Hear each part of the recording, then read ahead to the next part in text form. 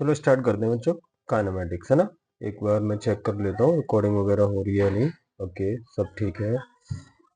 तो बेटा देखो, सबसे पहले हम यहाँ पे जो बात करेंगे काइनेमेटिक्स में, वो बात करेंगे रेस्ट एंड मोशन के बारे में। अच्छा, अगर मैं रेस्ट और मोशन की बात करूं तो बेटा यहाँ पर एक चीज समझो आप, कि रेस्ट और मोशन नाम की कोई भी चीज बेसिकली एब्सोल्यूटली नहीं होती है ना। ये एब्सोल्यूट टर्म्स नहीं है, एब्सोल्यूटली डज नॉट एग्जिस्ट। अगर मैं बोलूं तो ऐसा मैं क्यों बोल रहा हूँ वो आप समझो। बेसिकली ये जो रेस्ट एंड मोशन होते हैं, ये रिलेटिव टर्म्स होते हैं।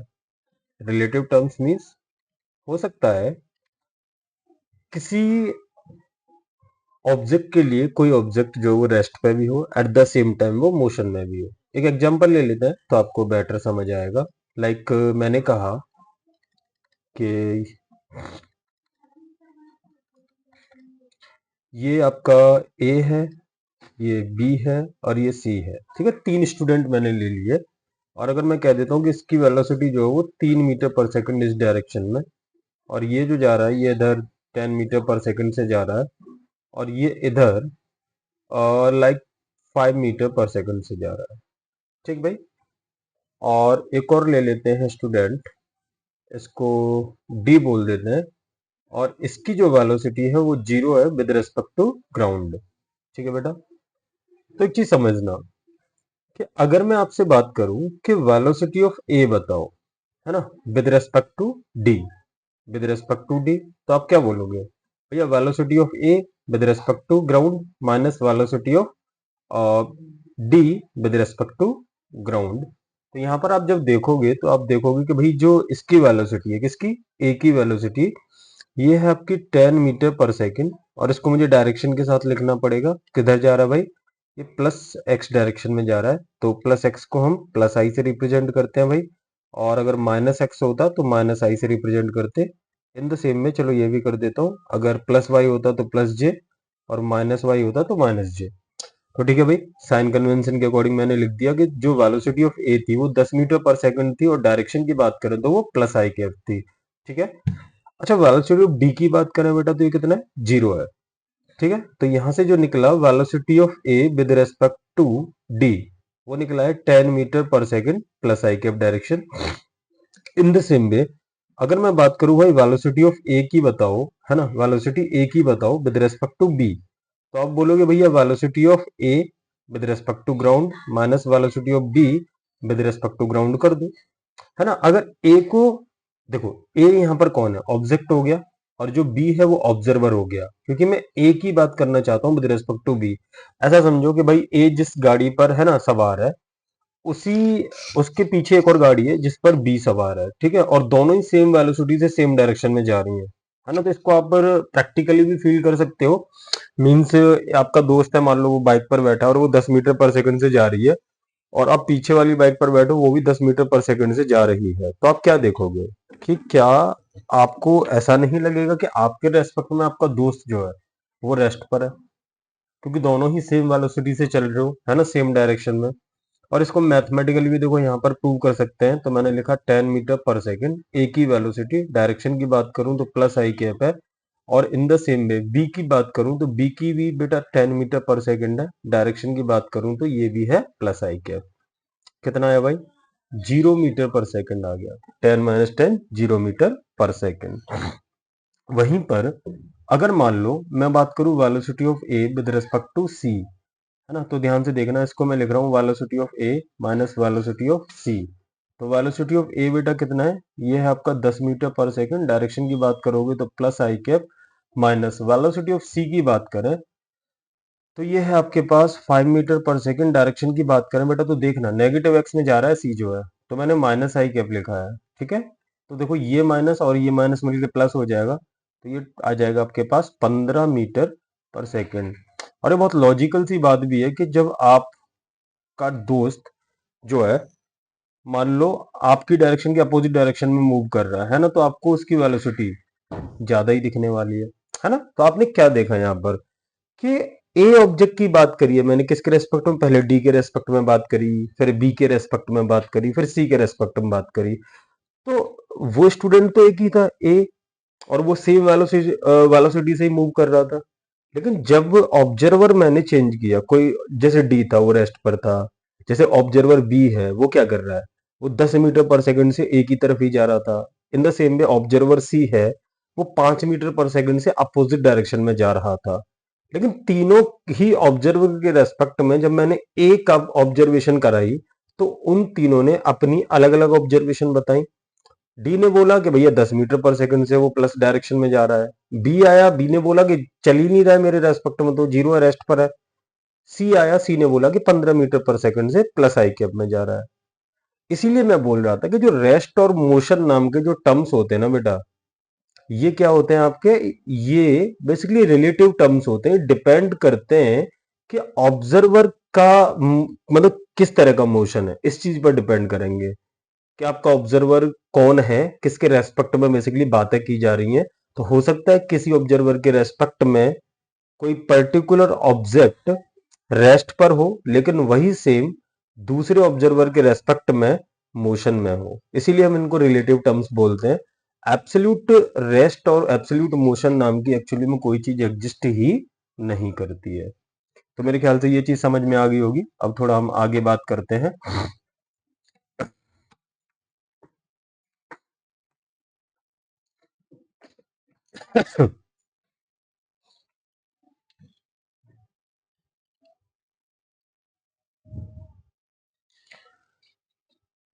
और देखो जरा, अगर मैं बात करूं आप लोगों से, तो ये समझो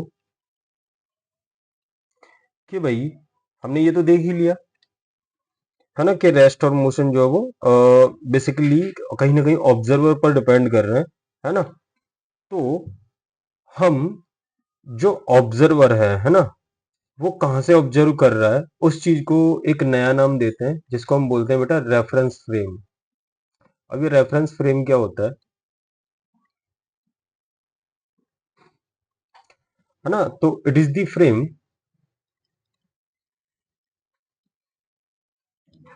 it is the frame where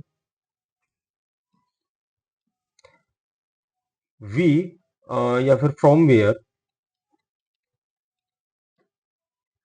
we observe the state of object, है ना। मीन्स बेसिकली ऐसा समझो कि ये आपका ऑब्जर्वर है, ठीक है। ऑब्जर्वर जिस फ्रेम में है उसी को हम बोलेंगे रेफरेंस फ्रेम, कि उसके रेस्पेक्ट में ही बातें होने वाली हैं, है ना। तो मैंने कहा ऑब्जेक्ट जैसे मान लो ये ट्रॉली पर बैठा हुआ है, ट्रॉली रेस्ट पर है, तो रेफरेंस फ्रेम यही होता। अगर ये मोशन में होता तो रेफरेंस फ्रेम मोशन में होता। ठीक है भाई। तो ये चीज आपको समझ में आ गई होंगी। जैसे रेस्ट और मोशन को और थोड़ा मैं डिफाइन कर लूं आगे, तो रेस्ट क्या होता है बेटा, इन टर्म मैथमेटिकल टर्म्स में बात करें तो, है ना, if position of the object doesn't या does not change with respect to time, तब हम बोलेंगे कि जो ऑब्जेक्ट है वो किस में बेटा, रेस्ट में है। और अगर मैं मोशन की बात करूं तो मोशन कैसे बोलेंगे, इफ पोजीशन ऑफ ऑब्जेक्ट, है ना, changes with respect to time, तब हम क्या बोलेंगे कि जो हमारा ऑब्जेक्ट है बेटा वो किस में है, आपका मोशन में है। क्लियर। अच्छा, अब ये जो काइनेमेटिक्स है बेटा, अगर मैं इसकी बात करूं तो हम इसको दो पार्ट में पढ़ने वाले हैं काइनेमेटिक्स। एक होगा आपका वन डायमेंशनल मोशन, ठीक है, और एक होगा आपका टू डायमेंशनल या फिर थ्री डायमेंशनल मोशन। ये इन जनरल हम बात करेंगे। वन डायमेंशनल मतलब इसको हम बेटा रेक्टिलिनियर मोशन भी बोलते हैं। और अगर मैं इसकी बात करूं टू डायमेंशनल या थ्री डायमेंशनल, तो इसको हम कर्वीलिनियर मोशन भी बोलते हैं। ठीक भाई। या फिर इसको मैं बोलूँ आपसे, यहाँ पर एग्जाम्पल हो सकता है आपका लाइक स्ट्रेट लाइन, है ना। स्ट्रेट लाइन जो मोशन होंगे इनको हम बोलते हैं बेटा वन डायमेंशनल मोशन। वाइल यहाँ पर आप एग्जाम्पल ले लो लाइक प्रोजेक्टाइल मोशन एटसेट्रा, ये आपका टू डायमेंशनल का पार्ट आता है ना। मींस टू डायमेंशनल मोशन है। River man problem etcetera etcetera, rain man problem, ये सब जो हम पढ़ेंगे ये हम देखेंगे टू डायमेंशनल मोशन में। ठीक है भाई, तो ये कुछ बेसिक चीजें हो गई। अब थोड़ा सा मैं पोजीशन वेक्टर और डिस्प्लेसमेंट वेक्टर भी बता देता हूँ आपको। जैसे मैं बात करूँ आपसे पोजीशन वेक्टर, ठीक है, तो ये क्या होता है बेटा, ये होता है आपका position of an object in vector form, किसके रेस्पेक्ट में होगा ये, विद रेस्पेक्ट टू ऑरिजिन। जैसे मैंने एक पॉइंट दिया आपको like p is equal to 1,2 ले लो, तो बेसिकली इसकी पोजीशन क्या है ना, इसकी पोजीशन को रिप्रेजेंट करने वाला जो वेक्टर होगा वही पोजीशन वेक्टर होगा, किसके रेस्पेक्ट में बेटा, ओरिजिन के रेस्पेक्ट में। अब ये आप लिखोगे कैसे, है ना, मान लो ये आपका ओरिजिन है तो ओ से रिप्रेजेंट किया, तो पहली बात तो इसको आप लिखोगे ओपी वेक्टर, ठीक है। आप लिखोगे head position vector of head minus means position vector of tail. Basically हम ऐसे लिखते हैं, जैसे यहां पर अगर मैं बात करूं बेटा तो हेड क्या है, आप इसको लिख सकते हो लाइक या तो आप सीधा सीधा ऐसे कर दो 1 - 0 मीन्स एक्स के कोऑर्डिनेट, है ना, हेड माइनस 0 आई कैप, और माइनस ये हो जाएगा आपका वाई में आओ भैया तो +2 - 0 जे कैप। मीन्स अगर इन जनरल में बात करूं, मान लो आपको कोई भी वेक्टर लिखना हो, है ना, जिसके कोऑर्डिनेट हैं लाइक आप ऐसा समझो, एक कोई वेक्टर है 3 डायमेंशनल ले लेते हैं x, y, z, ठीक है, और आपको इसके कोऑर्डिनेट्स लिखने होते हैं या फिर पोजीशन वेक्टर लिखना होता, ठीक है भाई। जेड एक्सिस, एक्स एक्सिस और ये वाई एक्सिस, तो आप कैसे लिखते हैं, आप लिखते हैं simply OP vector is equal to x i cap plus y j cap plus z k cap. Simply ऐसे लिख दो x i cap plus y j cap plus z k cap, और ये जो ओपी वेक्टर है इसी को हम बोलेंगे आपका क्या, पोजीशन वेक्टर। ठीक भाई, नेक्स्ट हम बात कर लेते हैं बेटा, इन द सेम भी एक और तरह का वेक्टर होता है जिसको हम बेटा बोलते हैं अपना डिस्प्लेसमेंट वेक्टर। तो ये क्या होता है बेटा आपका, ये होता है position of one point with respect to another point, और इन किस फॉर्म में लिखेंगे हम इसको, वेक्टर फॉर्म। देखो इसको भी मैं लिख के बता देता हूँ आपको। मान लो ये आपका एक्स एक्सिस है, ये आपका वाई एक्सिस है, और ये आपका जेड एक्सिस है, 3 डायमेंशन में ही बात करता है। मान लो एक पॉइंट है आपके पास P, इसके कोऑर्डिनेट आपके पास x1, y1, z1। एक पॉइंट है आपके पास Q, इसके जो कोऑर्डिनेट है वो है x2, y2, z2, और आपको लिखना है डिस्प्लेसमेंट वेक्टर। तो मान लो मेरे को पी क्यू वेक्टर लिखना है, क्या लिखना है बेटा, पी क्यू वेक्टर। तो पी क्यू वेक्टर क्या होगा बेटा, हेड किधर होगा, क्यू की तरफ। मैंने बोला था जिस एरो के नीचे जो आ रहा है ना, तो क्यू आ रहा है एरो के नीचे, है ना, दैट मीन्स हेड इधर होगा आपका और टेल इधर होगा for the P Q vector. ये है आपका पी क्यू वेक्टर, तो ये हेड और ये क्या हो गया आपका टेल। तो सिंपली आप कैसे लिखने वाले हो इसको पी क्यू वेक्टर को, तो आप लिखोगे इसको x2 - x1 आई कैप प्लस y2 - y1 जे कैप प्लस z2 - z1 के कैप। ठीक है, ये हो गया आपका क्या, position vector. In the same way अगर आप लिखते हैं यहाँ पर क्यूपी वेक्टर, है ना, तो हेड किधर होता बेटा, पी की तरफ होता, और जो टेल होती वो किधर होती, आप इधर होती। तो हेड माइनस टेल आपको सीधा सीधा करना है, तो इस बार हेड ये, दैट मीन्स ये होता है आपका x1 - x2 I cap plus y1 - y2 J cap plus Z1 minus Z2 K cap. ठीक है बेटा, तो ये आपको इस तरह से लिखना है। ठीक है, चलो थोड़ा सा आगे की बात कर लेते हैं। अब ये तो होगी आपकी डिस्प्लेसमेंट वगैरह की बात है। नाउ हम डिस्प्लेसमेंट और डिस्टेंस की बातें भी कर लेते हैं। एक हो गया डिस्प्लेसमेंट एंड डिस्टेंस। मान के चलो आपका ये है ए पॉइंट, ये है आपका बी पॉइंट। तो आप एक स्टूडेंट से बोला गया कि भाई आपको ए से बी पर जाना है, तो देखो वो infinite number of path follow कर सकता है यहाँ पे जाने के, है ना, अगर उसके पास फ्रीडम है। जैसे मैं बोलूँ ए से बी को बोला, तो इसने सबसे पहले तो शॉर्टेस्ट पाथ फॉलो किया, बोला कि डायरेक्टली मैं ए से बी की तरफ जाऊंगा लाइक दिस, ये शॉर्टेस्ट पाथ हो गया।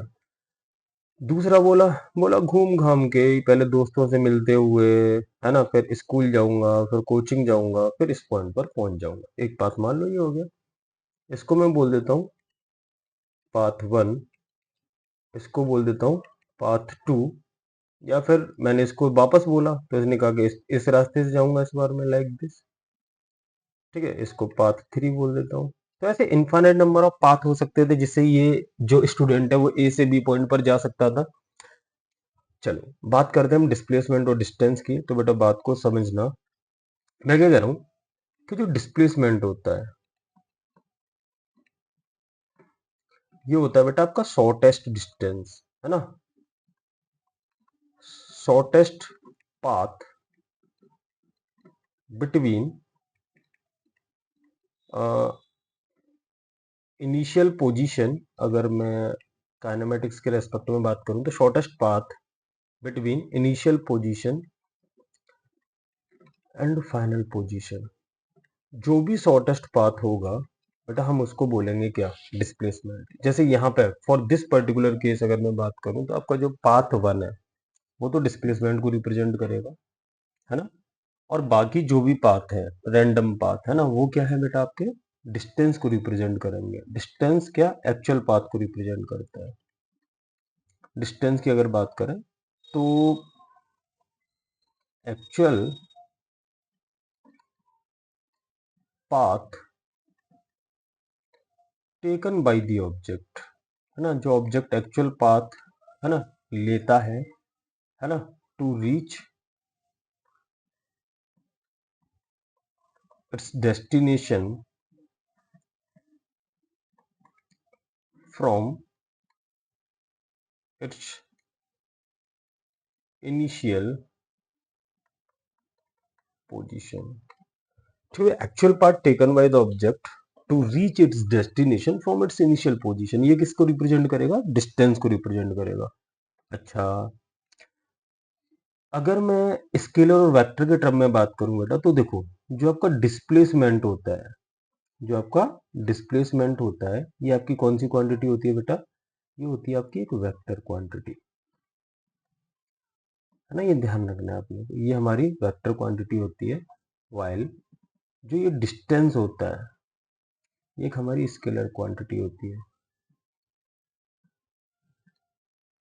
ठीक, आपको ये चीजें ध्यान रखनी है। अच्छा, एक और चीज अगर मैं बात करूं, देखो जो डिस्प्लेसमेंट है बेसिकली डिस्टेंस भी हो सकती है। मान लो जो ऑब्जेक्ट है उसने यही पाथ लिया होता तो डिस्टेंस और डिस्प्लेसमेंट बराबर होते हैं। लेकिन और केसेस में जैसे दो पॉइंट के बीच में डिस्प्लेसमेंट एक ही हो सकता है, लेकिन डिस्टेंसेस तो कई सारी हो सकती है, मतलब वो तो डिपेंड करेगा पाथ कौन सा लिया जा रहा है, लेकिन शॉर्टेस्ट दूरी तो एक ही हो सकती है ना। तो और इवन जो शॉर्टेस्ट दूरी है अगर वो मतलब ऑब्जेक्ट ने फॉलो किया है, in that case displacement distance के बराबर है। तो मैं ऐसा बोल सकता हूँ कि जो डिस्प्लेसमेंट है ये हमेशा ही डिस्टेंस है, मतलब इसका जो मैग्नीट्यूड है लाइक या तो ये छोटा होगा या इसके बराबर होगा, किसके, डिस्टेंस के, है ना। तो ये रिलेशन होल्ड करेगा। ठीक है भाई, ये आपको ध्यान रखना है।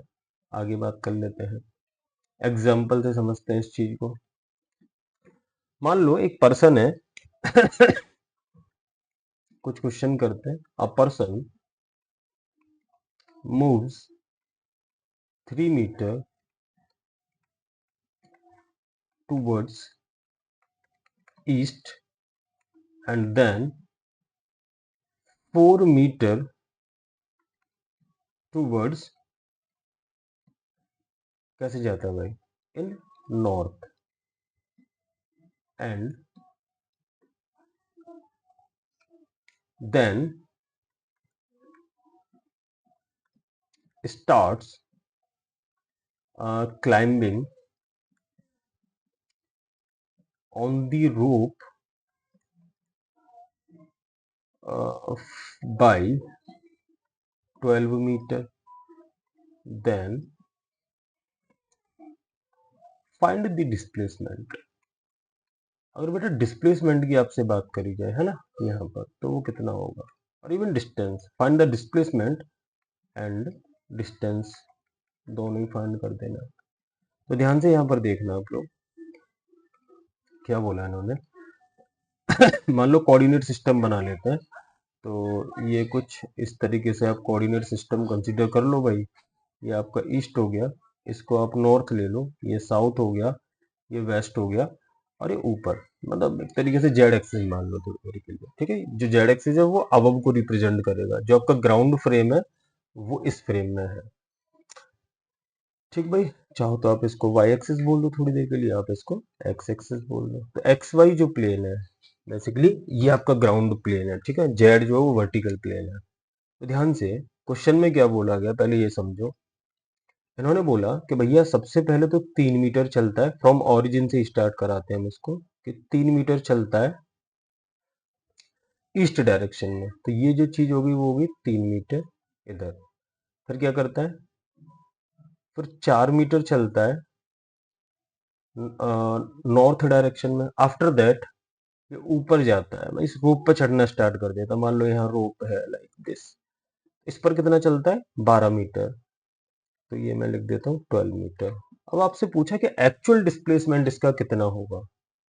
ये जो चीज है एक्चुअल डिस्प्लेसमेंट क्या बेटा, ये होगी इसकी देखो फाइनल पोजीशन, और ये होगी इसकी क्या बेटा, initial position. In that case आपसे पूछा कि भैया डिस्प्लेसमेंट कितना है टोटल, तो आप क्या करोगे, पहले तो आप ये निकाल लो भाई, है ना। ये देखो इस प्लेन में, एक्स वाई प्लेन में, तो ये आपका निकलेगा 5 मीटर, यानी कि ये 5 मीटर है, ये 12 मीटर है, तो आप ये निकाल दो। अदरवाइज आप क्या कर सकते थे, अगर इसके कोऑर्डिनेट्स की बात करूं तो ये देखो एक्स में कितना चला है 3 मीटर, और वाई के लॉन्ग कितना चला है 4 मीटर, और जेड के लॉन्ग कितना चला है 12 मीटर। या तो आप ऐसे कर देते सीधा सीधा, कितना भैया 3 का स्क्वायर प्लस 4 का स्क्वायर प्लस 12 का स्क्वायर, सही बात है कि नहीं। तो ये कितना आ जाता आपका, ये बेसिकली मैग्नीट्यूड है इस वाले वेक्टर का, या फिर इसको मैं डिस्प्लेसमेंट भी बोल सकता हूँ। तो जो डिस्प्लेसमेंट निकला वो निकला अंडर रूट ऑफ, ये कितना हो गया आपका 3 का स्क्वायर 9 प्लस 25 प्लस 144, तो ये निकलेगा under root of 169, that is आपका 13 मीटर, ठीक है। तो डिस्प्लेसमेंट कितना निकला, वही 13 मीटर निकला। लेकिन यहीं पर अगर मैं डिस्टेंस की बात करूं बेटा, तो डिस्टेंस तो एक्चुअल पाथ होता है टेकन बाय द ऑब्जेक्ट, तो हो जाएगा आपके पास 3 प्लस 4 मीटर प्लस 12 मीटर, कितना आ गया ये 12 plus 4 that is 16 plus 3 19 metre. Clear, तो ये आपका निकला बेटा डिस्टेंस, ठीक है। चलो आगे बात कर लेते हैं। अब नेक्स्ट हम बात करते हैं बेटे स्पीड एंड वेलोसिटी, है ना।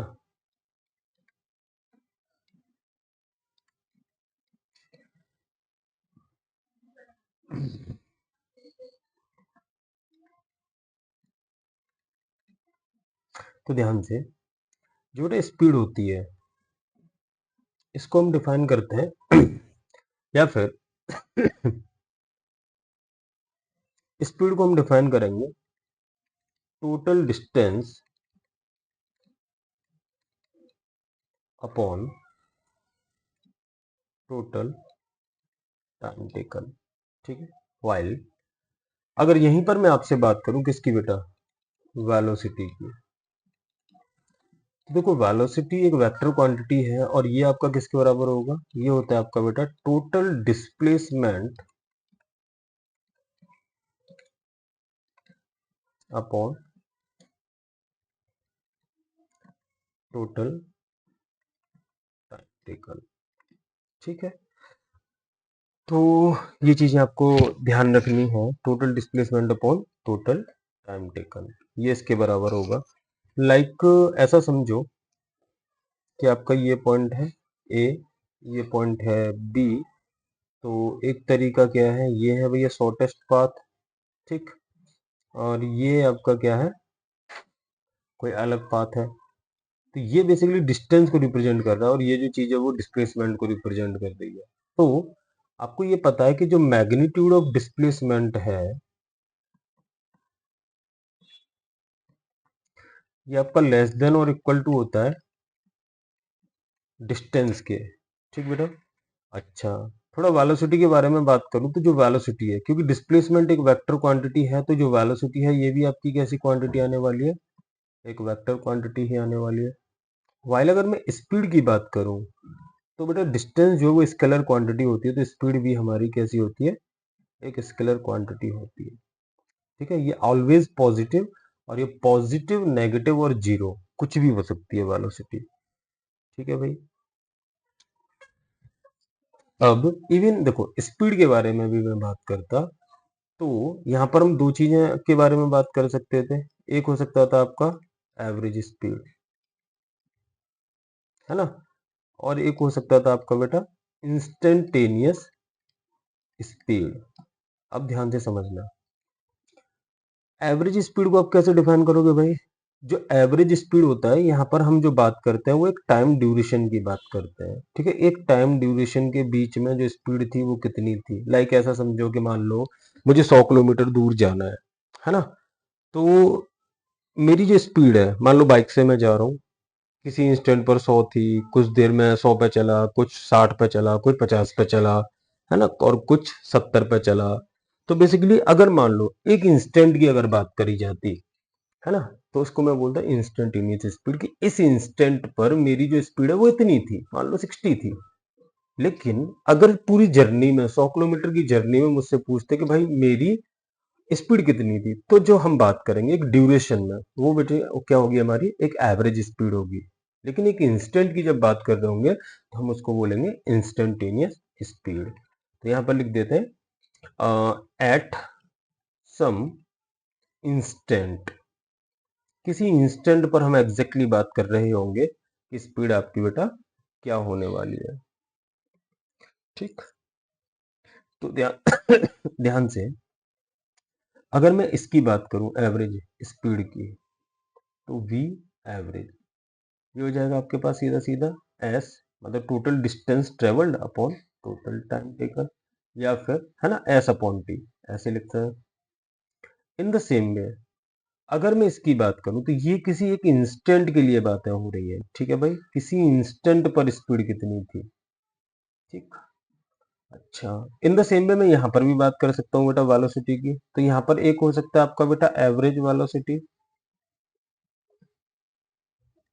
तो एवरेज वेलोसिटी क्या होगा आपका बेटे, एक टाइम ड्यूरेशन की बात हो रही होगी यहाँ पर, है ना, तो यहाँ पर एक ड्यूरेशन में, टाइम के एक ड्यूरेशन में बात हो रही होगी, तो हम क्या लिखेंगे, जो एवरेज वेलोसिटी है हम इसको लिख सकते हैं बेटा x final means final position minus initial position, total displacement upon total time taken delta t, otherwise t final minus T initial, या फिर del x upon del t. जबकि अगर एक इंस्टेंट की बात हो रही हो, है ना, तो इंस्टेंटेनियस वेलोसिटी की जब मैं बात करूंगा तो मैं लिखूंगा इसको किसी जस्ट एक इंस्टेंट की बात हो रही होगी, है ना, मीन्स या फिर फॉर अ शॉर्ट ड्यूरेशन, बहुत ही छोटा सा टाइम। ठीक, तो उसको मैं अगर मैथमेटिकली रिप्रेजेंट करूं तो मैं लिमिट लगा देता हूँ और बोल देता हूँ कि जो डेल्टा टी है वो टेंडिंग टू जीरो है ना, del x upon del t. और ये पिछले चैप्टर में मैंने बताया था कि जब भी बहुत छोटी सी हम बात करते हैं तो इसको हम D x by D T लिख देते हैं। ठीक है भाई, आई मीन डेल को डी से रिप्लेस कर देते हैं और कुछ इस तरीके से हम इसको रिप्रेजेंट करने लग जाएंगे। ठीक है भैया, तो ये है आपकी इंस्टेंटेनियस वेलोसिटी और ये है आपकी इंस्टेंटेनियस स्पीड। ठीक भाई, एवरेज स्पीड एक ड्यूरेशन में, जब भी एवरेज की बात होगी मतलब समझ के चलना कि आपसे एक टाइम ड्यूरेशन की वो बात है करने वाला है। जैसे क्वेश्चन करते हैं तो आपको थोड़ा बेटर समझ में आएगा। मान लो आपको एक क्वेश्चन दिया जा रहा है, like position of a particle, position of a particle is changing with the time according to the relation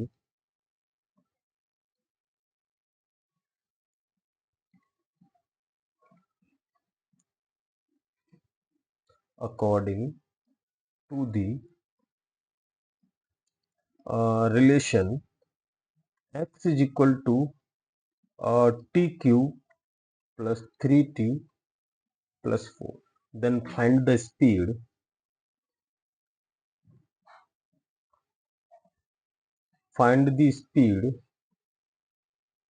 at t is equal to 2 second. ठीक है भाई, अभी यहाँ पे एक चीज देखना आप, यहाँ पे हुआ क्या कि find the speed at T equal to 2 second. ठीक भाई, मतलब आपसे सिर्फ और सिर्फ 2 सेकेंड पर बात की गई कि भाई स्पीड बता दो कितनी होगी। दैट मीन्स एक इंस्टेंट पर बात की गई है, तो आप सिंपली क्या करने वाले हो, आप लिखोगे v, है ना, तो इसको कर दो dx बाई dt। तो इसको जब आप डिफ्रेंशिएट करोगे तो ये हो जाएगा आपका differentiation of t cube plus 3t plus 4 with respect to dt। कितना आ जाएगा भैया, अलग अलग करके डिफ्रेंशिएट कर दो तो टी क्यू का डिफ्रेंशिएशन कितना होगा, ये हो जाएगा आपके पास 3t स्क्वायर।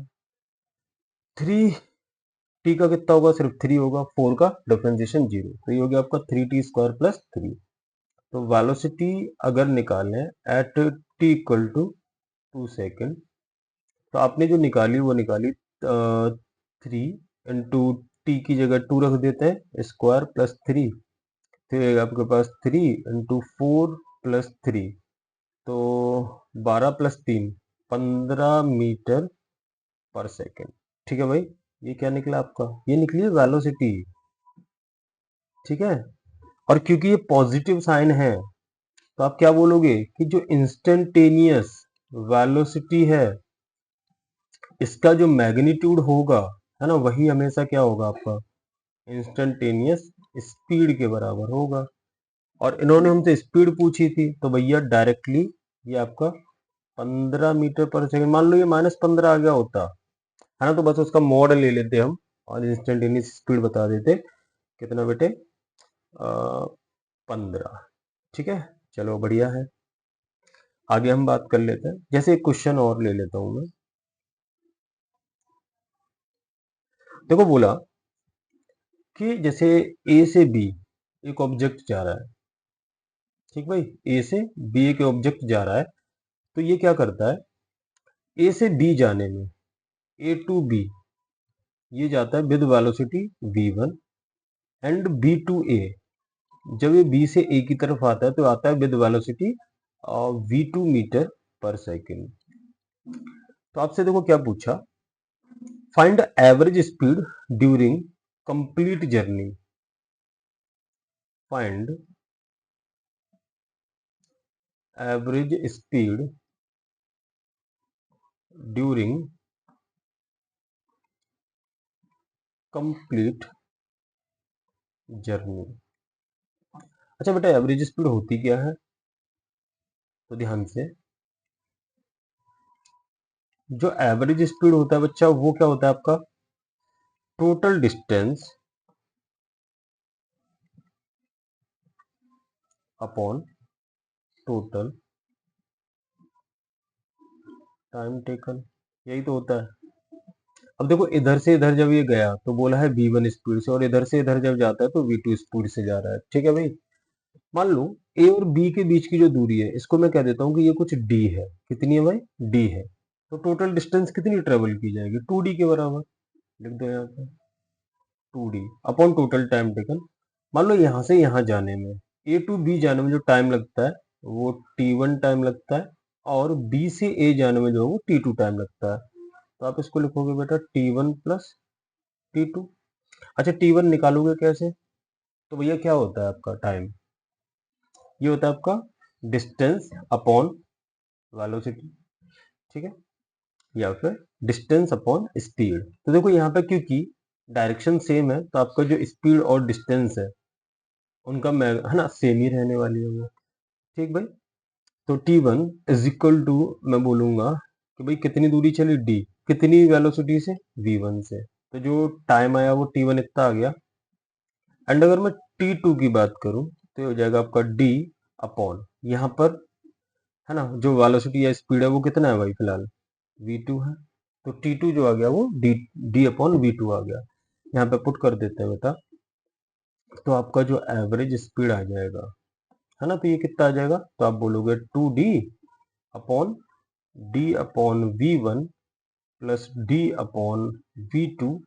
तो ये निकलेगा आपके पास हाउ मच? ये निकलेगा 2 times of v1 v2 upon v1 plus v2। ठीक है यार, इतना। इसको आप डायरेक्ट एज अ रिजल्ट भी याद रख सकते हो। ठीक है, तो जो एवरेज स्पीड निकलने वाली थी वो निकलने वाली थी आपकी 2v1 v2 upon v1 plus v2। ठीक, आगे बात कर लेते हैं नेक्स्ट क्वेश्चन की। उससे पहले एक बार चेक कर लेते हैं कि हमारी रिकॉर्डिंग ठीक हो रही है या नहीं हो रही है। चलो बढ़िया है, एक और क्वेश्चन की बात कर लेते हैं, देखना।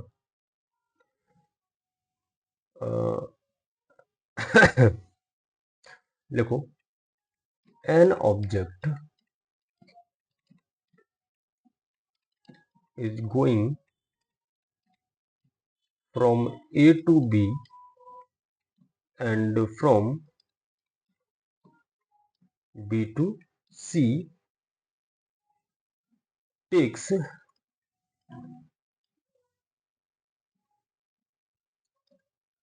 equal time, then find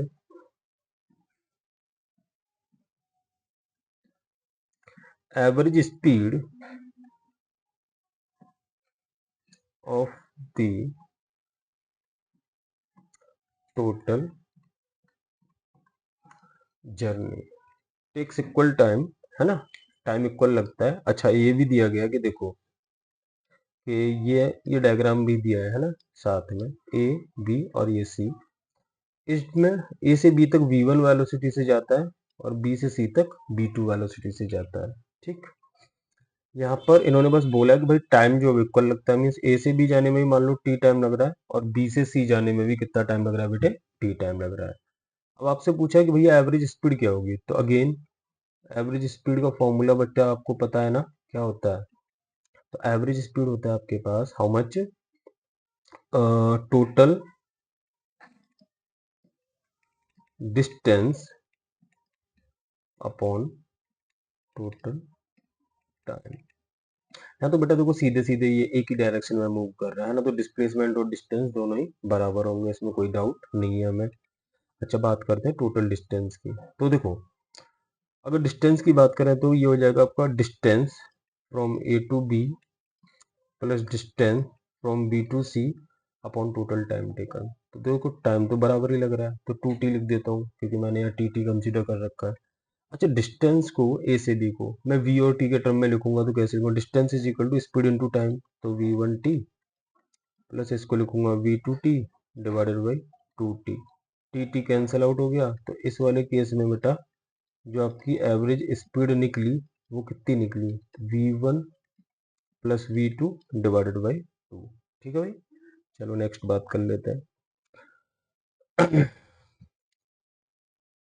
चलो एक और क्वेश्चन देखते हैं। देखो इस क्वेश्चन में क्या बोला कि a particle moves in a straight line. Question लिख देता हूं, a particle moves in a straight line है ना, in same direction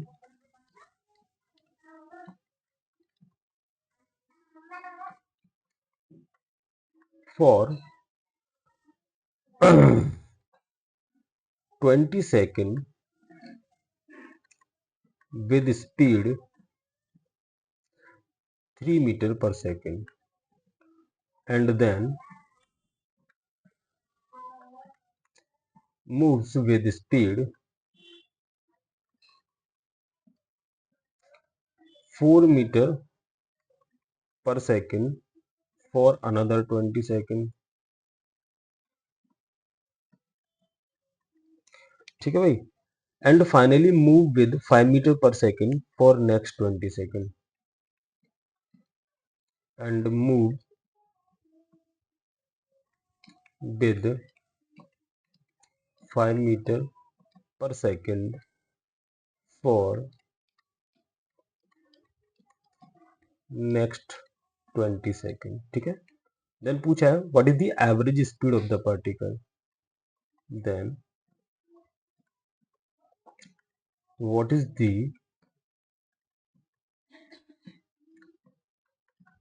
average speed of the particle, average speed of the particle कितना होगा। आप लोग कैलकुलेट करो, जैसे ऑप्शंस जो दिए हैं वो दिया बेटा आपको 3 metre per second, B option 4 meter per second, C option 5 metre per second, D option 0। ठीक भाई, कैसे निकालोगे, एवरेज स्पीड पूछी है तो v average is equal to क्या होता है बेटा, total distance upon total time. Easy है, बस मैं डायग्राम बना देता हूँ थोड़ा, मान लो ए, ये बी, ये सी और ये डी। इस वाले ड्यूरेशन में जो चला, मतलब फर्स्ट वाले में वो चला है 3 मीटर पर सेकंड से, ड्यूरेशन 20 सेकंड के लिए। फिर चलता है 4 मीटर पर सेकंड से, अगेन ड्यूरेशन 20 सेकंड।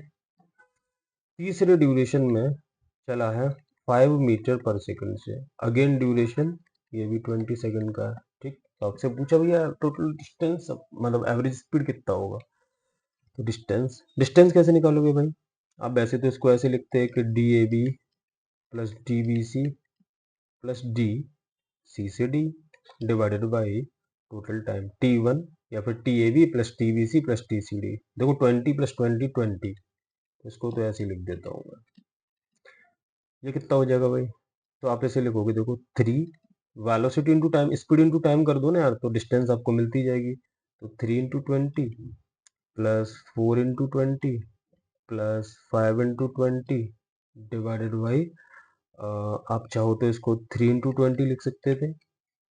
ठीक है, 20 से 20 कैंसिल आउट हो जाएगा, तो ये बचा आपके पास 3 प्लस 4 प्लस 5 डिवाइडेड बाई 3, कितना आ जाएगा ये 9 प्लस 3, आई होप 12 आएगा, डिवाइडेड बाई 3, तो आ जाएगा आपके पास 4 मीटर पर सेकंड। कौन सा ऑप्शन हो जाएगा बेटा सही, बी ऑप्शन। ठीक, आगे बात कर लेते हैं।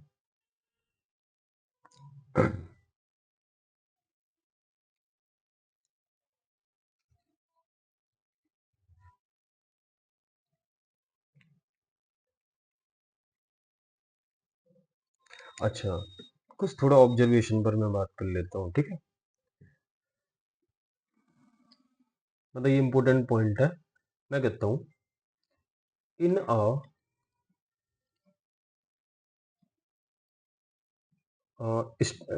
Straight line motion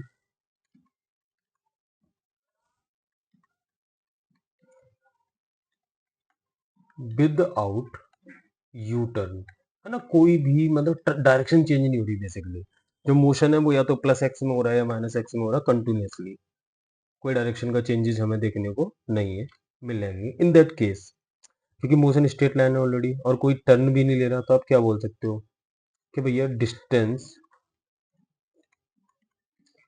is equal to magnitude of displacement के बराबर ही होगा। ठीक, सेकंड आप क्या बोल सकते हो कि जो आपका एवरेज स्पीड है तो वो बेसिकली आपका हो जाएगा मॉड ऑफ एवरेज वेलोसिटी के बराबर, क्योंकि भैया ऊपर वाला अगर वैलिड है तो ये चीज भी एप्लीकेबल यहाँ पर होगी। ठीक। अच्छा एक और नोट, मैं क्या कह रहा हूँ, किसी भी इंस्टेंट पर, फॉर एनी इंस्टेंट, है ना, for any motion, even for any motion, आप सिंपली बोल सकते हो कि instantaneous speed is always equal to magnitude of instantaneous velocity. मानते हो कि नहीं मानते हो? कोई भी मोशन हो वहां पे क्योंकि एक इंस्टेंट की बात होगी भाई, वेलोसिटी एक वेक्टर क्वांटिटी है तो उसका साइन प्लस हो सकता है, माइनस हो सकता है ना, कुछ भी हो सकता है। और इंस्टेंट स्पीड पॉजिटिव क्वांटिटी होने वाली है, तो सिर्फ मॉड ही तो लगेगा कि एक ही इंस्टेंट की बात चल रही है और उस इंस्टेंट पर आपका बेसिकली स्पीड और वेलोसिटी एक इंस्टेंट पर सेम आपको दिखने वाले हैं। ठीक भाई, क्वेश्चन कर लेते हैं।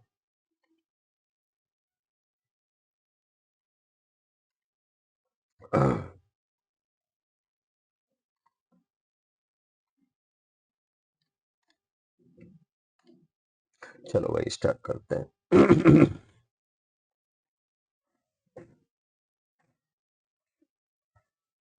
लिखो जरा,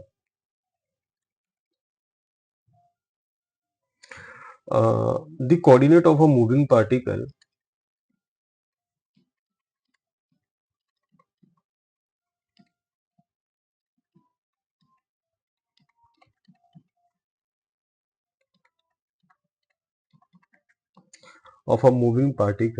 are given by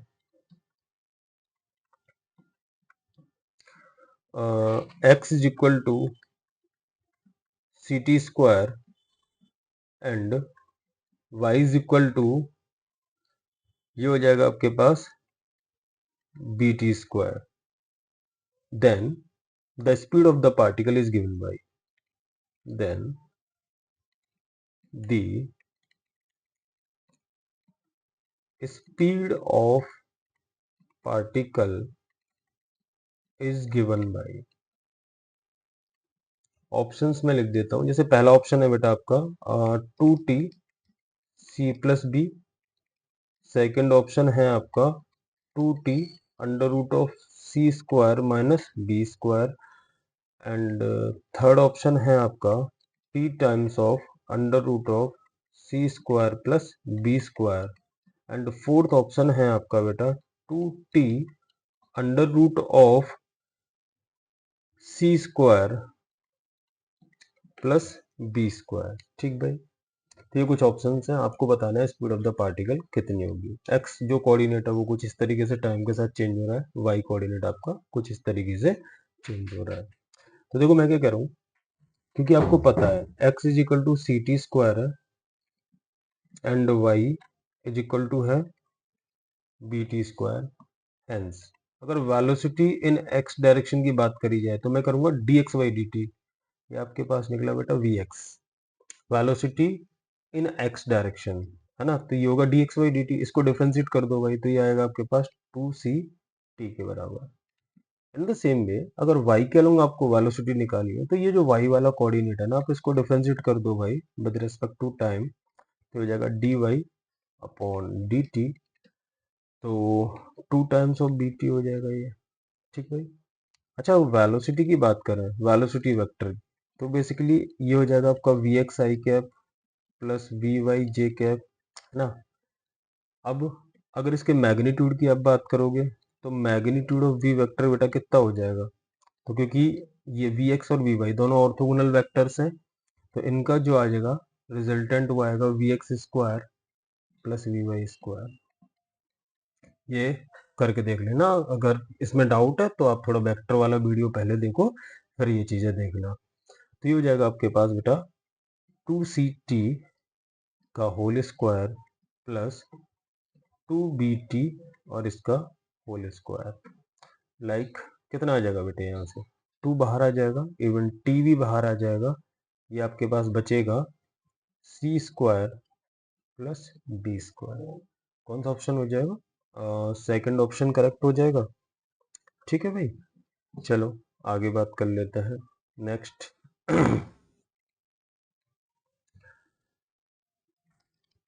देखो आपको क्वेश्चन दिया गया है, the position of a particle is changing with time if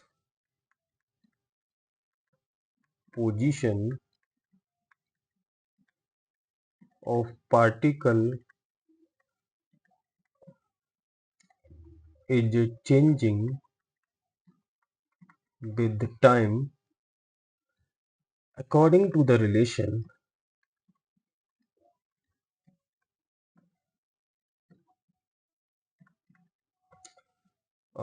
x जो दिया है बेटे, ये दिया है आपको T square minus 4t plus 3, है ना, और यहाँ पे x इन मीटर दिया है एंड t जो है इन सेकंड दिया है। ठीक भाई, आपसे पूछा find average velocity, find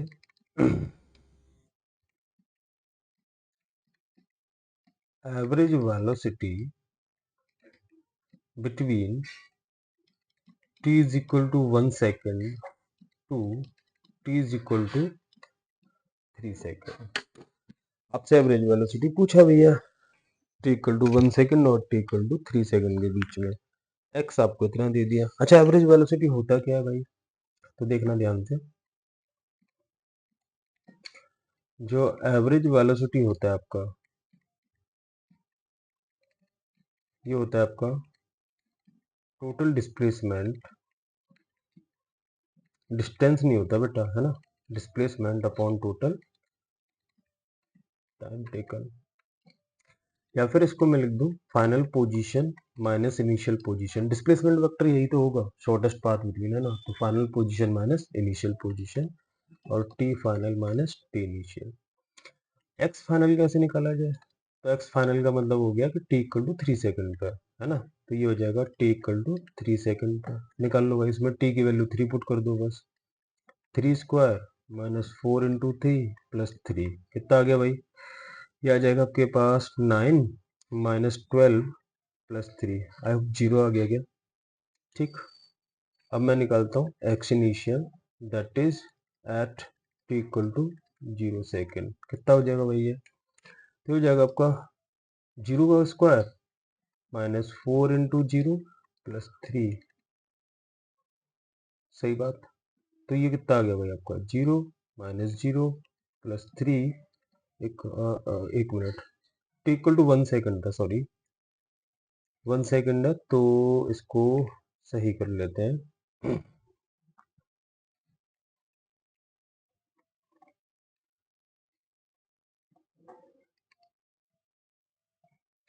T equal to 1 second यहाँ पे बेटा आप पुट करो जरा, तो ये आएगा आपका 1 का स्क्वायर माइनस 4 इंटू 1 प्लस 3, तो 1 माइनस 4 प्लस 3 इक्वल टू 0। ये क्या देखा हमने यहाँ पे कि आपका जो एवरेज वेलोसिटी है, ये तो आपका x final minus x initial divided by T final minus T initial था, एक्स फाइनल भी जीरो, एक्स इनिशियल भी जीरो, अपॉन डेल टी लिख देता हूँ, तो ये तो 0 मीटर पर सेकंड आया, है ना, खत्म ही हो गया सब कुछ, एवरेज वेलोसिटी तो 0 आया आपके पास। अच्छा, अगर इसी क्वेश्चन में आपसे बोला जाता बेटे कि फाइंड एवरेज स्पीड, तो आप सीधा सीधा ये नहीं बोल सकते थे कि average speed is equal to mod of average velocity, ठीक है, वो चीज नहीं होती है यहाँ। अब ध्यान से देखना कि हो क्या रहा है बेसिकली, तो इस मोशन को हम देखते हैं। जो इक्वेशन थी वो थी बेटा आपकी x is equal to t square minus 4t plus 3, और आपको निकालना है between t equal to 1 second to t is equal to 3 second, ठीक है। अच्छा, सबसे पहले यहाँ से मैं निकाल लेता हूँ बेटा वेलोसिटी, वही मुझे बताएगा कि ये मोशन बेसिकली पार्टिकल कैसे कर रहा होगा, तो मैंने किया dx बाई dt, इसको मैं डिफ्रेंशिएट कर दे रहा हूँ विद रिस्पेक्ट टू टाइम, तो ध्यान से देखना बेटे, तो ये निकलेगा आपका 2t जब भी आप एवरेज स्पीड की बात करोगे या फिर डिस्टेंस की बात करोगे तो बेटा उस क्वेश्चन पर आपको अलग से खास ध्यान देना है, क्योंकि सबसे ज्यादा चांसेस बस यहीं पर रहते हैं गलती होने के। ठीक, तो पहले मैं देखो क्या चेक कर रहा हूँ, मुझे बस x पता है as a function of time, तो मैं ये देखना चाह रहा हूँ कि कोई ऐसा टाइम तो नहीं 1 से 3 सेकंड के बीच में कि जहां पर वेलोसिटी या फिर इस ऑब्जेक्ट ने अपनी डायरेक्शन चेंज की हो मोशन की। ठीक भाई, तो वो कैसे चेक करेंगे, मैंने कहा भाई वेलोसिटी निकालो पहले आप इसको डिफरेंशिएट करके, तो ये निकला आपका 2t-4। अब इसको जीरो कर दें, क्योंकि डेफिनेटली भाई जिस इंस्टेंट पर डायरेक्शन चेंज हुई होगी वहां पर वेलोसिटी एक इंस्टेंट के लिए जीरो हुई होगी। मान लो मैं इधर जा रहा हूँ तो ये मुझे रुकना पड़ेगा ना वापस आने के लिए, ऐसा थोड़ी ना आएगा ऐसे ऐसे। देखो रुकना पड़ता है कि नहीं, जैसे मैं इधर गया तो रुक के तो वापस आऊंगा, है कि नहीं। तो मैं कहूंगा कि क्या ये वेलोसिटी कभी जीरो होगी, तो आपने देखा 2t-4 इक्वल टू जीरो, तो यहाँ से आपको पता चला कि t इक्वल टू 2 सेकंड पर वेलोसिटी एक बार जीरो हो रही है। ठीक भाई, और जैसे ही, क्योंकि वेलोसिटी आपके पास जो निकला है बेटा वो क्या निकला है, 2 टाइम्स ऑफ t-2। टी की वैल्यू जब छोटी होगी किससे भाई, या फिर ऐसे लिख देता हूँ, if t is less than 2 second, in that case जो वेलोसिटी है बेटा ये आपके पास नेगेटिव आ रहा है। इसका क्या मतलब है, नेगेटिव डायरेक्शन। ये नेगेटिव साइन सिर्फ डायरेक्शन को आपको रिप्रेजेंट कर रहा है, रिप्रेजेंट्स द डायरेक्शन ओनली। ठीक, अगर मैं यहाँ की बात करूँ कि if t is greater than 2 second, तो वेलोसिटी जो है वो पॉजिटिव हो जाएगी। यहाँ पर अगेन साइन ये बता रहा है कि पॉजिटिव डायरेक्शन में जा रहा होगा। अगर मैं यहाँ पर एक रफ डायग्राम बनाऊं, लाइक आपका एक ऑब्जेक्ट मान लो यहाँ पर है। ठीक है, अगर t इक्वल टू जीरो पर मैं इसकी पोजीशन देखना चाहूँ तो t इक्वल टू जीरो पर at t equal to zero ये x इक्वल टू 3 मीटर पर था। लेकिन इसकी अगर वेलोसिटी की मैं बात करूँ तो बेटा ये इधर साइड थी पहले। ठीक, तो t इक्वल टू 2 सेकेंड पर ये होती है जीरो, मीन्स वेलोसिटी की बात करूं तो t इक्वल टू जीरो पर जो वेलोसिटी थी वो थी आपकी -4 मीटर पर सेकेंड। फिर ये इधर गया है, ये t इक्वल टू 2 पर है 2 सेकेंड पर। ठीक भाई, इवन x चाहो तो वो भी आप निकाल सकते थे, t इक्वल टू 2 पर कितना होगा कि किस पोजीशन पर जो वेलोसिटी है वो जीरो हुई होगी। या फिर मैं जस्ट यहाँ पर डायग्राम बनाता हूँ और कहता हूँ कि इस इंस्टेंट पर आपकी वेलोसिटी क्या है, जीरो है, t इक्वल टू 2 सेकेंड पर। और x इज इक्वल टू 1, आपको तो 1 से 3 तक डील करना है, लेकिन t इक्वल टू 2 सेकेंड पर आपने क्या देखा, वेलोसिटी जीरो। आफ्टर दैट पहले ये इधर जा रहा था ऑब्जेक्ट, फिर ये इधर जाएगा। ठीक है भाई, तो ऑब्जेक्ट पहले इधर गया है और फिर ये इधर गया है। ठीक भाई, तो इस इंस्टेंट पर वेलोसिटी हुई है जीरो, मतलब 1 से 3 सेकंड के बीच में t इक्वल टू 2 पर वेलोसिटी जीरो हो रही है। और आपको क्या निकालना था, डिस्टेंस निकालनी थी। तो मैं क्या कह रहा हूँ कि अगर आपको डिस्टेंस निकालनी है तो आप पहले ये देख लो कि x इज इक्वल टू 1 से 2 सेकंड में कितनी दूरी इसने चली, तो आप कहोगे x at x is equal to 1 second, position क्या थी, तो आपने देखा भाई, sorry t equal to 1 second, तो आपने देखा ये 1 का स्क्वायर -4 × 1 + 3, हाउ मच, ये आपके पास जीरो आ गया, 0 मीटर पर था। And at the same time मैंने कहा कि भाई t इक्वल टू 2 सेकेंड पर भी देख लो, तो 2 स्क्वायर इसी फंक्शन में मैं t की वैल्यू पुट कर रहा हूँ। ठीक है, तो -4 × 2 + 3 कितना आएगा ये, ये आ गया आपके पास 4 - 8 + 3, तो 7 - 1 मीटर। ठीक है भाई, तो जो डेल एक्स है ना, कितने ड्यूरेशन में, जब टाइम आपका चेंज हुआ 1 सेकेंड से, 1 से लेकर 2, तो ये आपको देखने को मिला कितना, 1 मीटर का चेंज, है कि नहीं भाई। या फिर -1 चाहो तो आप लगा लो।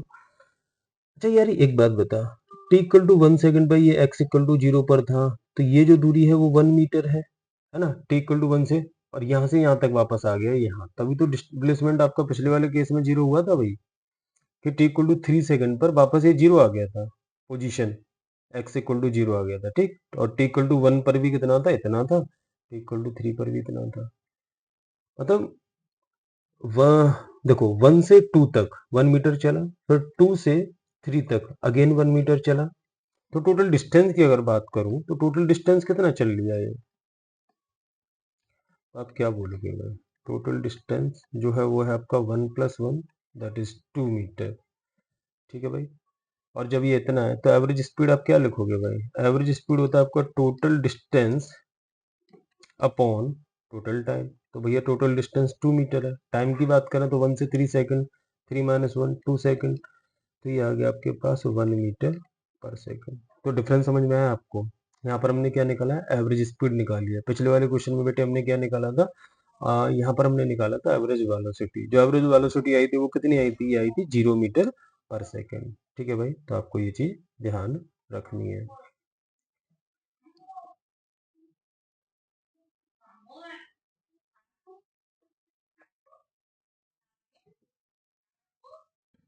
चलो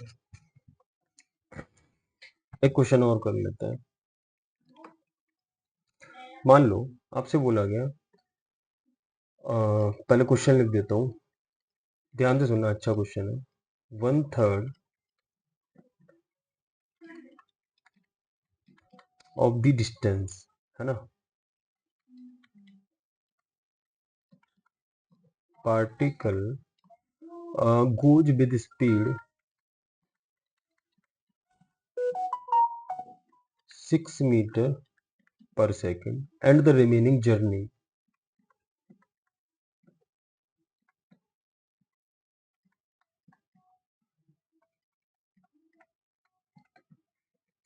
1/3 time it goes with 2 meter per second, 1/3 time it goes with 2 meter per second and for the rest journey with speed and for the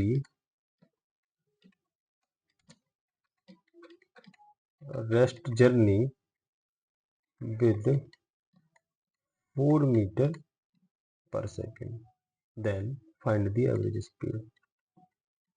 Find the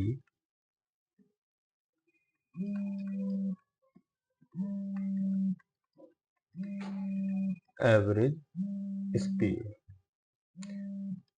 ठीक है भाई, आपसे पूछा है एवरेज स्पीड कितनी रही होगी। तो पहले क्वेश्चन को समझो। कह रहा है कि 1/3 ऑफ द डिस्टेंस, मान लो एक ऑब्जेक्ट को ए से बी जाना है और ये जो दूरी है 1/3 की बात कर रही है, करनी है, तो इसको मैं बोल देता हूँ 3D। ठीक है, तो 1/3 ऑफ इट, मैंने कहा ये पॉइंट सी है, तो ये दूरी आपकी होगी डी, है ना। हम जो जो बोला है उस हिसाब से चलते जाता है। Goes with speed of 6 metre per second, means यहाँ पर जो स्पीड देखने को मिलती है वो देखने को मिलती है 6 मीटर पर सेकेंड। ठीक, आगे क्या बोल रहा है? 1/3 time and the remaining journey, 1/3 time it goes with 2 metre per second and for the rest journey with 4 meter per second. मान लो यहाँ पर इस पॉइंट को कुछ नाम दे देते हैं, लाइक ई। ठीक ठीक, तो 1/3 मतलब जितना टाइम यहाँ से यहाँ तक इसको लगने वाला था, ठीक, उसका 1/3। मान लो ये टाइम टी है, तो यहाँ से यहाँ तक जो टाइम लगेगा वो कितना होगा भाई? ये 3t के बराबर होगा। ठीक, अच्छा ये पार्ट डी है, टोटल डिस्टेंस हमने 3d ले रखी है, तो ये जो बचा हुआ पार्ट है ये कितना होगा आपके पास? 2d होगा। यहाँ टाइम t लगा है, तो यहाँ से यहाँ तक का टाइम, क्योंकि हमने टोटल टाइम सी से बी पहुंचने का वो 3t ले लिया, तो ये 2t होगा। ऐसा मैं क्यों कर रहा हूँ आपको लैंग्वेज के हिसाब से समझ में आएगा कि 1/3 time it goes with 2 metre per second, means यहाँ जो स्पीड रहती है बेटा सी से ए में वो 2 मीटर पर सेकंड रहती है, and for the rest of the journey मतलब यहाँ ई से बी जाने में ये कितना रहता है स्पीड? 4 मीटर पर सेकंड रहता है। आपसे बोला कि find the average speed, find the average speed. तो सबसे पहले फॉर्मूला लिख लेता हूँ मैं बेटा। जो एवरेज स्पीड होगी ये होगा आपका total distance upon total time. मानते हो बात? अच्छा डिस्टेंस की बात करें बेटा, तो डिस्टेंस तो देख 3d के बराबर होने वाली है। ये सब हमने एज्यूम किए हैं ना, जो d है t है सब एज्यूम किए, बट अकॉर्डिंगली इसके किए हैं। अच्छा मैंने ये सब 3t क्यों लिया, 3d क्यों लिया, अगर किसी बच्चे को ये डाउट है तो बेटा देखो, वन थर्ड बार बार यूज हो रहा है, मैं इसको d/3 लिखता तो वो थोड़ा सा मुझे अच्छा नहीं लगता, इसको t/3 लिखता, तो मैंने क्या किया, 3 के फैक्टर में ही टाइम ले लिया। ठीक, तो मैंने इसीलिए इसको पूरा का पूरा डिस्टेंस ही 3d ले लिया था, तो इससे ये इजीली d लिख पाऊंगा। इन द सेम में इस टाइम को 3t ले लिया, तो इसको इजीली जो वन थर्ड टाइम है उसको मैंने t लिख लिया। अच्छा टोटल टाइम ये कैसे निकालें भाई, टोटल टाइम तो ध्यान से देख, हमें दोनों तो t पता है और ना d पता है, तो मैं कहता हूँ यहाँ से यहाँ तक का टाइम है, इसको मैं लिख देता हूँ like T A C plus, चाहो तो आप इसको ऐसे लिख लो T C E plus T E B. ठीक भाई, ऐसे लिख सकते हो ना। अच्छा इसको वेलोसिटी तो या फिर स्पीड तो मुझे पता है ना, और मुझे ये भी पता है डी वगैरह, ठीक है भाई। तो ये अब देखो हम कैसे लिखेंगे, ये जैसे यहाँ से यहाँ तक का टाइम है हमारे पास 3t, तो वो क्या करें, देखो इसको मैं ऐसे लिख सकता हूँ, कुछ इस वाले को आओ सी से बी वाले में मैं लिखूंगा 2t प्लस 4 into 2t। देख भाई यहाँ पर इसमें 2 मीटर पर सेकंड से जा रहा था, टी टाइम था, ये 4 मीटर पर सेकंड से जा रहा था, कितनी देर तक, 2t टाइम तक चला, कितनी डिस्टेंस कवर होगी बेटा, 2d। तो यहाँ से आपके पास जो t आएगा देखो वो कितना आएगा, ये कितना हो गया, 8 हो गया, प्लस 2 10, तो 10t is equal to 2d, then t is equal to, ये हो गया आपका d बाई हाउ मच, 5। ठीक भाई, d के टर्म में मैंने ये चीज निकाल ली। अच्छा इन द सेम वे अब मैं कह दूं टी सी ई, ये t के बराबर है, दैट इज d/5 हो जाएगा। टी ई बी ये कितना है, 2t के बराबर है, तो ये हो जाएगा 2d/5। और अगर मैं बात करूं टी ए सी, तो देख ए से सी d दूरी चल रहा है इतनी स्पीड से, तो d दूरी इतनी स्पीड से चला है, तो सीधा सीधा ये हो जाएगा आपका d/6। ठीक है यार, तो इसको मैं ऐसे लिख सकता हूँ क्या, 3d upon d/6, T C E d/5, T E B 2d/5। Simplify पहले तो देखो डी से डी कट जाएगा, चाहो तो आप एलसीएम वगैरह ले लो, तो जब आप इसे सिंप्लीफाई करोगे तो यार आपके पास 3 डी से डी निपटा दो, ये 1/6 प्लस ये आ जाएगा आपके पास 3/5, है ना। तो जब इसे सिंप्लीफाई करोगे आप, तो 3 और ये आ जाएगा 30 एलसीएम में, ये 5 प्लस 18। ठीक है भाई, 30 ऊपर गया तो 90 divided by 5 plus 18, how much हो जाएगा ये, 23। सही है, अब इसको करोगे तो ये अप्रोक्सीमेटली 3.91 मीटर पर सेकंड आएगा। ठीक है भाई, अच्छा क्वेश्चन था बेसिकली ये। चलो आगे बात कर लेते हैं।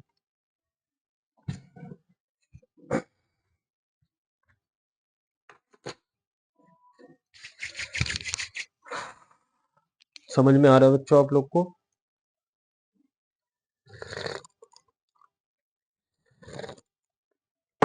एक मिनट में थोड़ा लेंथ देख लेता हूँ वीडियो की। हम्म,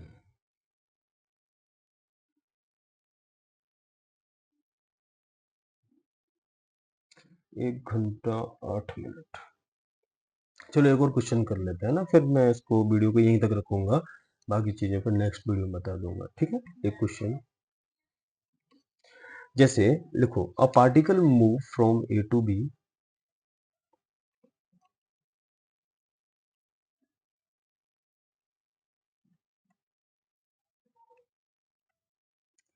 फ्रॉम ए टू बी, ठीक है भाई, in a circular path, in a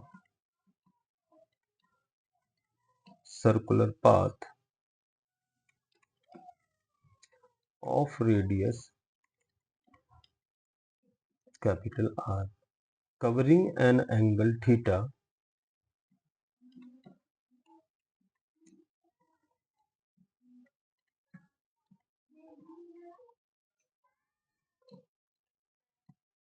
as shown in figure. ठीक भाई, full stop. Find ratio of distance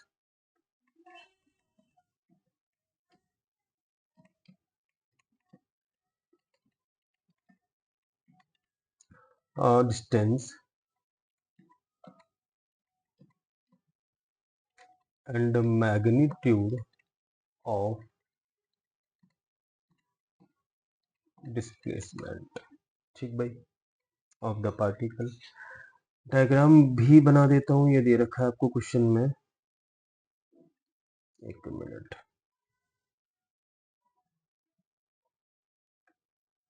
कुछ इस तरीके से. ठीक भाई,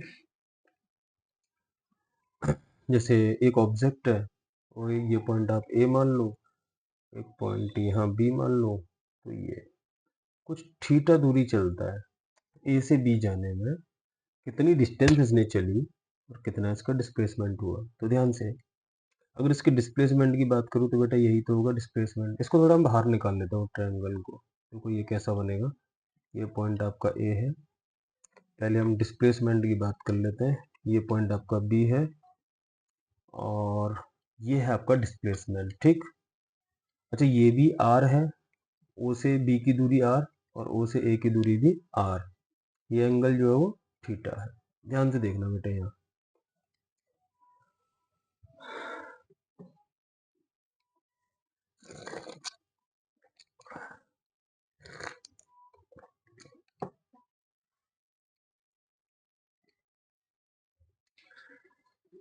चलो एक लाइन ही ले लेते हैं लाइक दिस. एक मिनट, कलर चेंज करता हूँ. यहाँ से एक लाइन ड्रॉ करी मैंने ये. ठीक है बेटा. अब ध्यान से यहाँ पे एक चीज देखने वाली है कि ये मैंने परपेंडिकुलर ड्रॉ किया है. ठीक है, इस पॉइंट को मैं थोड़ी देर के लिए डी बोल देता हूँ. ठीक. अगर एक बात, अगर इस एंगल की बात करूँ तो ये कितना हो जाएगा बेटा, theta by two. In the same way ये भी कितना हो जाएगा, theta by two. Angle Y sector भी होगा भाई, क्योंकि आइसोसेलेस ट्रायंगल है. और अपोजिट साइड पर परपेंडिकुलर भी होगा. ठीक. ध्यान से मैं कोशिश कर रहा हूँ ये बी से डी निकालने की. तो क्या ओ बी डी एक राइट एंगल ट्रायंगल है? और अगर राइट एंगल ट्रायंगल है तो आप क्या लिख सकते हो, साइन थीटा बाई टू लिखोगे perpendicular, that is B D upon hypotenuse O B. B D ही तो निकालना है और ओ बी जो है बेटा वो कितना है, आर के बराबर है. तो जो बी डी आ गया, ये आ गया आपके पास R sine theta by two. Means ये निकला आपके पास R sine theta by two. In the same में ये जो निकलेगा वो भी कितना निकलेगा, ये भी इतना ही निकलेगा भाई, सिमिलर है. तो ए से बी की जो दूरी है यही तो डिस्प्लेसमेंट है. तो ये कितना हो गया आपके पास, ये हो गया 2r sine theta by to. ये है बेटा आपका डिस्प्लेसमेंट. ठीक. बढ़िया. डिस्प्लेसमेंट निकला 2r sine theta by to. अच्छा, डिस्टेंस की अगर बात करें बेटा, तो डिस्टेंस तो हम सीधा सीधा फॉर्मूला लगा देंगे बेटा डिस्टेंस के लिए. कौन सा, आर्क लेंथ. ये आर्क लेंथ ही तो डिस्टेंस है आपका बेसिकली इसमें. ये हो जाएगा आपका थीटा इन रेडियन इनटू क्या, आर. Theta into R. तो आपको अगर रिलेशन बताना है डिस्टेंस अपॉन डिस्प्लेसमेंट के मैग्नीट्यूड का, तो ये निकलेगा आपके पास theta into R distance upon 2r sine theta by two. तो ये निकलेगा आपके पास, देखो आर से आर गया तो ये हो गया theta by to sign theta by to. बस ये ध्यान रखना, ये जो थीटा है यहाँ पर ये किस में आपका बेटा, रेडियन में है. ठीक. चलो ठीक है बच्चों, फिर अभी मैं यहीं तक रखता हूँ. ठीक है, क्योंकि वीडियो फिर काफी बड़ा हो जाएगा. Okay, thank you.